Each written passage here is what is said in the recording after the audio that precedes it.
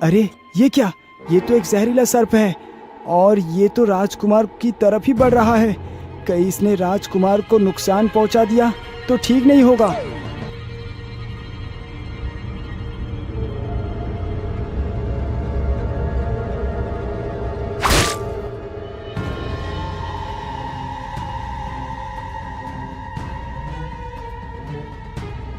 मेरे हिसाब से ये स्थान भी सुरक्षित नहीं। उत्साह में आकर प्रतिज्ञा तो ले ली, लेकिन सो तो ऐसे रहे हैं जैसे बरसों से सोए नहीं। यदि मैं भी तुम्हारी तरह सो गया होता तो वो सर्प अब तक तो तुम्हारा खेल समाप्त कर चुका होता। मंत्री पुत्र काफी देर तक बड़बड़ाता रहता है। वैसे मुझे यहाँ पर सोना नहीं चाहिए। यदि मैं भी सो गया तो कुछ भी हो सकता है।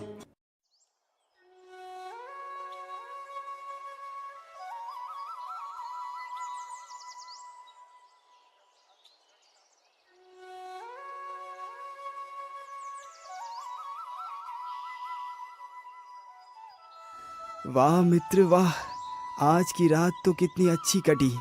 इस कुटिया में तो बड़ी अच्छी नींद आई हमें। क्या नींद आई? और वो भी हमें? हमें नहीं, सिर्फ तुम्हें। जरा उधर देखिए राजकुमार। राजकुमार जैसे ही पीछे मुड़कर देखता है तो उसके होश ही उड़ जाते हैं। सामने वही जहरीला सर्प पड़ा हुआ था। अरे मित्र, ये सब क्या है? आखिर ये सर्प कहाँ से आया और इसको किसने मारा? अरे भाई, इसको मैंने ही मारा है। तुम तो लेटते ही सो गए थे, लेकिन मैं नहीं सोया था। यदि आज रात मैं सो गया होता तो पता नहीं क्या अनर्थ हो जाता। वाह वाह मित्र, एक बार फिर से तुमने मेरे हृदय को जीत लिया। चलो मित्र, अब हम यहाँ से आगे बढ़ते हैं। राजकुमार जी, मैं कहता हूँ कि आप राजकुमारी सुषमा से विवाह करने की जिद छोड़ दीजिए। हमें घर लौट जाना चाहिए। आपके लिए एक से बढ़कर एक राजकुमारी विवाह के लिए तैयार है। मित्र, तुम ये क्या बोल रहे हो? क्या तुम चाहते हो कि तुम्हारे मित्र का संकल्प झूठा हो जाए? क्या मेरी प्रतिज्ञा, मेरी आन बान शान की कोई कीमत नहीं? क्या कहेंगे लोग मेरे बारे में कि राजकुमार ने प्रतिज्ञा ली और फिर उससे डरकर अपनी प्रतिज्ञा तोड़ दी? नहीं मित्र, चाहे तुम मेरे साथ आओ या मत आओ, मैं अपनी प्रतिज्ञा को पूरा करके ही दम लूंगा। यदि तुम्हें मेरे साथ आना है तो आ जाओ, नहीं तो यहाँ से वापस राज्य की ओर चले जाओ। मैं चलता हूँ। इतना बोलकर वह राजकुमार आगे को बढ़ चलता है। रुकिए मित्र, यदि मेरी बात से तुम्हें दुख पहुंचा हो तो मैं इसके लिए क्षमा मांगता हूँ, परंतु मैं ये विकल्प आपकी सुरक्षा के लिए ही दे रहा था। यदि आप अपनी प्रतिज्ञा के लिए अटूट हैं तो ये जयसिंह अंतिम सांस तक आपकी प्रतिज्ञा पूरी करने की कोशिश करेगा। चलिए राजकुमार। फिर वह दोनों मित्र वहां से निकल पड़ते हैं।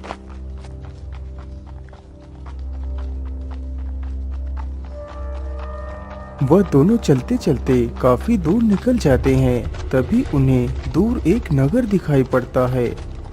अरे मित्र, जरा उधर देखो, लगता है उधर कोई नगर है। चलो हम नगर के बीच से होकर चलते हैं। कहीं ये वही जादुई नगरी तो नहीं जो उस परी ने बताई थी?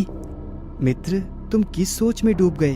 तुमने मेरी बात का कोई जवाब क्यों नहीं दिया? कहीं नहीं मित्र, मैं सोच रहा था कि कहीं ये वही जादुई नगर तो नहीं जिसका जिक्र उस परी ने किया था। राजकुमार जी, आप मेरी बात मानो। हमें नगर से होकर नहीं गुजरना चाहिए। हमें जंगल के रास्ते ही अपना सफर तय करना चाहिए। जयसिंह, तुम इतना डरते क्यों हो? आज हमें चलते चलते पूरे 4 दिन हो चुके हैं। हमारे रास्ते में कोई नगर नहीं आया। इतने दिन हो गए हमने कोई इंसान नहीं देखा, इसीलिए हम नगर के भीतर से ही गुजरेंगे। राजकुमार जी, आप हमेशा अपने आगे किसी और की नहीं सुनते। क्या करो मित्र, हठी होना मेरा स्वभाव ही हो चुका है, इसीलिए हम इस नगर के अंदर से ही गुजरेंगे। राजकुमार की जिद के आगे उस मंत्री पुत्र की एक भी नहीं चलती। मजबूरन उसे भी राजकुमार के साथ ही जाना पड़ता है।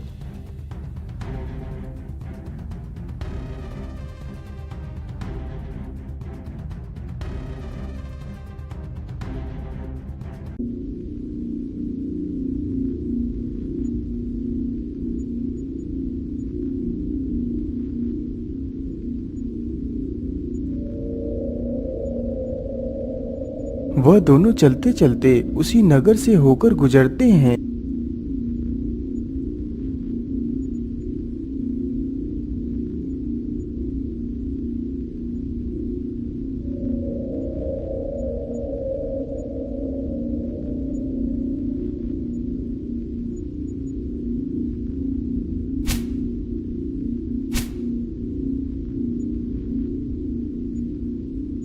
अरे वाह, ये वृक्ष तो कितना शानदार है। इसे देखकर तो ऐसा लगता है जैसे कि ये कोई दैवीय चमत्कारिक वृक्ष है।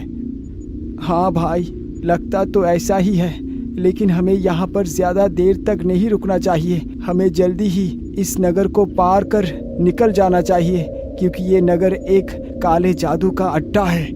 अरे बेटा, तू कहाँ चला गया था अपनी इस बूढ़ी माँ को छोड़कर? तुझे पता भी है मैं कितने वर्षों से तेरी राह देख रही थी। तू कहाँ चला गया था मेरे बच्चे? इतना कहकर वह बुढ़िया राजकुमार के लिपट कर रोने लगती है। बुढ़िया मौका पाकर राजकुमार के हाथ से उस अंगूठी को निकाल लेती है।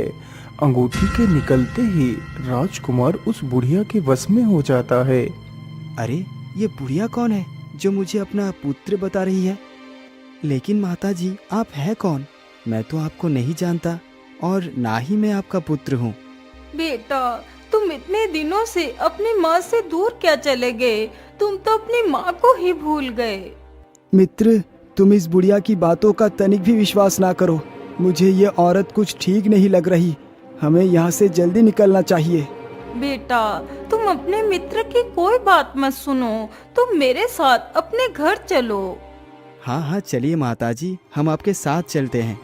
इतना बोल राजकुमार महिला के पीछे पीछे चल पड़ता है। ठहरो राजकुमार, तुम ये क्या कर रहे हो? इस बुढ़िया की बातों में मत आओ। जयसिंह बार बार चिल्ला चिल्ला कर राजकुमार को सचेत करता है। आखिर ऐसा कैसे हो सकता है? मेरा मित्र मेरे सवाल का जवाब दिए बिना कभी नहीं जा सकता। कहीं ऐसा तो नहीं राजकुमार पूरी तरह इस बुढ़िया के वश में चला गया हो? हाँ हाँ, जरूर ऐसा ही होगा। मुझे जल्दी से राजकुमार को बचाना होगा। इतना सोचकर जय सिंह राजकुमार के पीछे चला जाता है, लेकिन जब तक वह उसके पास पहुंचता है उससे पहले ही राजकुमार उस बुढ़िया के घर के अंदर घुस जाता है। खोलिए दरवाजा। आपने दरवाजे को क्यों बंद कर लिया? राजकुमार जी, आप बाहर आइए। आप इस बुढ़िया की किसी बात को ना मानिए। बेटा, तुम यहीं पर बैठ जाओ, मैं अभी तुम्हारे लिए कुछ लेकर आती हूँ। बुढ़िया की यह बात सुनकर राजकुमार वहीं पर बैठ जाता है। वह तो पूरी तरह उस बुढ़िया के कब्जे में था। तभी बुढ़िया अपनी आंखें बंद करके अपने मन में ही मंत्र बड़बड़ाती है। देखते ही देखते राजकुमार एक चिड़िया के रूप में बदल जाता है। वह उसे पिंजरे में कैद कर लेती है। हे भगवान, अब मैं क्या करूं? पता नहीं ये डायन हमारे मित्र के साथ क्या करेगी। मैं क्या करूं? कहां जाऊं? किससे मदद मांगूं? क्या करूं? हाँ, ये ठीक होगा। इतना सोच जय सिंह अपने घोड़े पर सवार होकर वहां से चला जाता है।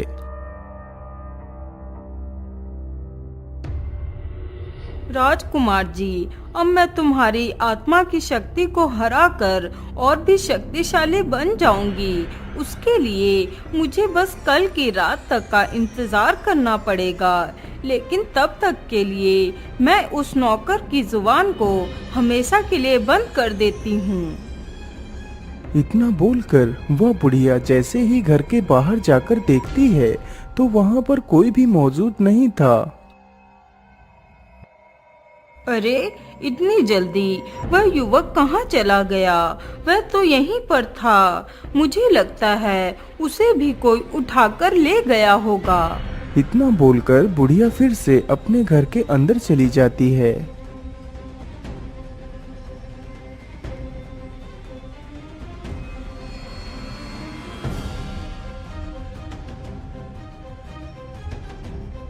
हे दयालु परी, यदि आपने राजकुमार की मदद नहीं की तो वो डायन हमारे मित्र को हानि पहुंचा सकती है।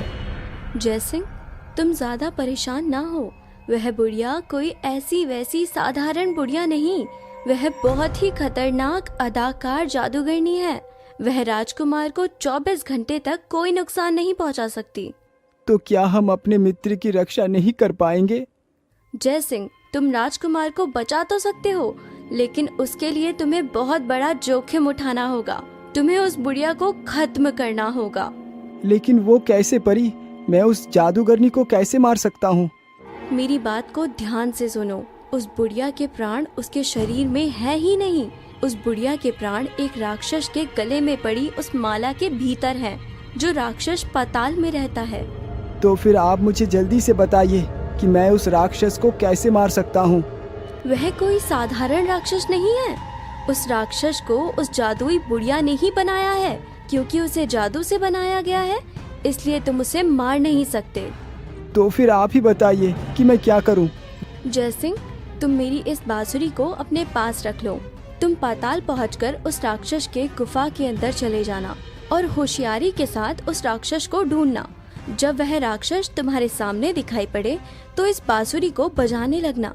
जैसे ही इस बांसुरी की आवाज उसके कानों में पड़ेगी तो वह सो जाएगा। इसी का मौका देखकर तुम उस माला को निकाल कर नष्ट कर देना, तो वह बुढ़िया मारी जाएगी और बुढ़िया के मरते ही उसका सारा जादू नष्ट हो जाएगा, तो वह राक्षस भी मर जाएगा।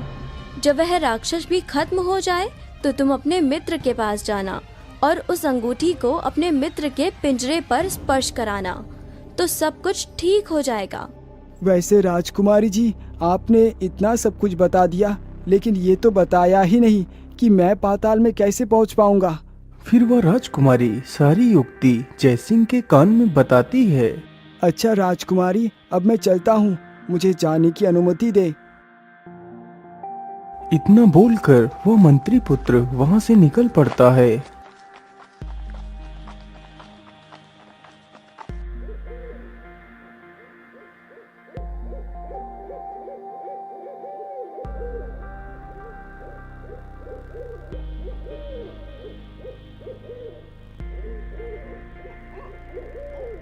उसे चलते चलते रात से सुबह हो जाती है।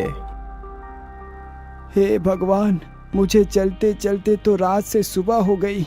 मैं इतना ज्यादा थक चुका हूँ, लेकिन मुझे वो गाय तो कहीं भी नजर नहीं आई है।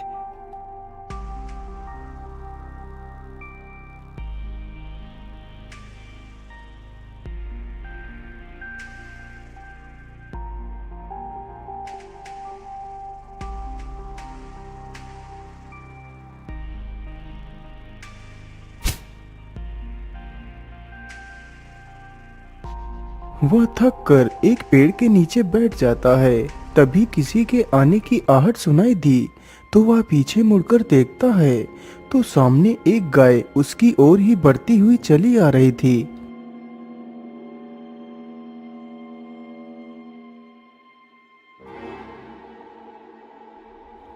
अरे ये क्या, कहीं ये वही गाय तो नहीं जिसका जिक्र राजकुमारी ने किया था। हाँ हाँ, जरूर ये वही गाय है। चलो जल्दी से इसके पीछे पीछे ही चलता हूँ।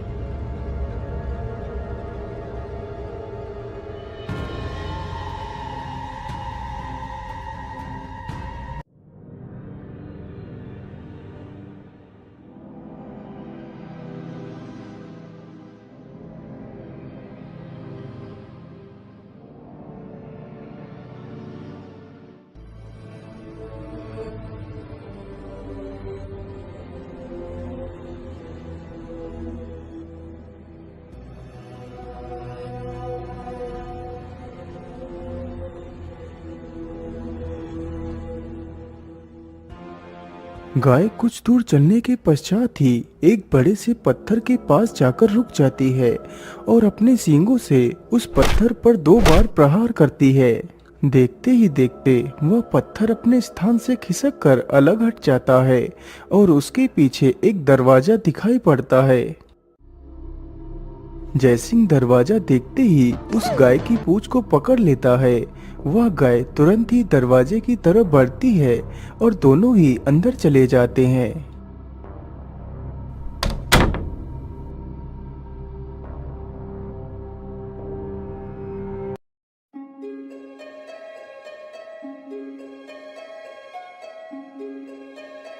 वह दोनों उड़ते हुए जल्दी ही उस गुफा के पास पहुंच जाते हैं।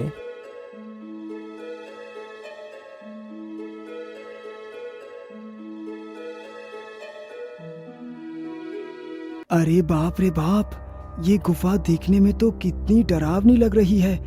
चलो इसके अंदर चलकर देखता हूँ। इतना सोचकर वह गुफा के अंदर प्रवेश करता है।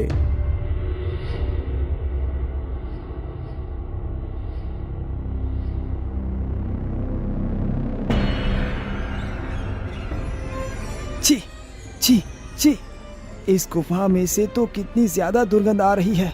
यदि दुर्गंध इतनी तीव्र है तो जरूर वो राक्षस मेरे आसपास ही होगा। ये सारी बातें सोचते हुए जयसिंह आगे बढ़ता हुआ चल रहा था।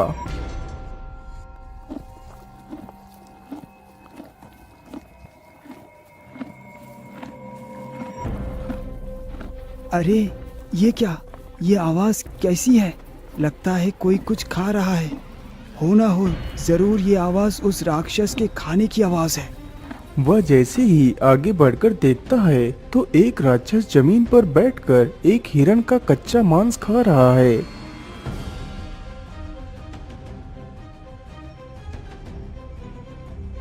अरे वाह वाह, आज तो इतना अच्छा शिकार खिलाकर उस जादूगरनी ने मेरे हृदय को प्रसन्नता से भर दिया है। राक्षस उस हिरनी के मांस को नोच नोच कर खा रहा था कि तभी जय सिंह का हाथ गलती से एक पत्थर पर लग जाता है। कौन है? कौन है वहाँ पर? जल्दी से मेरे सामने आ जाओ। यदि गलती से मेरे हाथ लग गए तो मैं तुम्हें कच्चा चबा जाऊंगा। हे भगवान, ये राक्षस तो मेरी तरफ ही आ रहा है। अब मैं क्या करूं? क्या करूं? हाँ, मेरे पास तो वो बांसुरी है। इतना सोचकर मंत्री पुत्र बांसुरी को बजाने लगता है। जैसे ही बांसुरी की ध्वनि राक्षस के कान में पड़ती है, अरे ये क्या? ये ध्वनि सुनकर तो मेरी आंखें बंद ही होती जा रही है। राक्षस इतना बोलते ही जमीन पर गिर पड़ता है। अरे वाह, बांसुरी ने तो बाखूबी अपना काम किया। अब मैं भी जल्दी से अपना काम करता हूँ।